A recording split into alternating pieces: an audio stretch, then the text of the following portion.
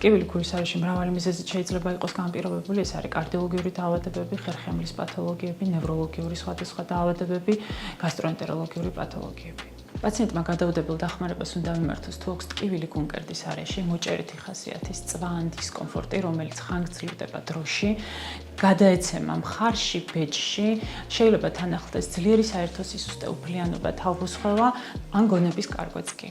გულმკერდის არეში ტკივილის უკან შეიძლება იმალებოდეს ისეთი საშიში დაავადებები, როგორც არის მიოკარდიუმის მწვავე ინფარქტი, სტენოკარდია, აორტის დისექცია, ფილტვის არტერიის თრომბოემბოლია და პერიკარდიტი.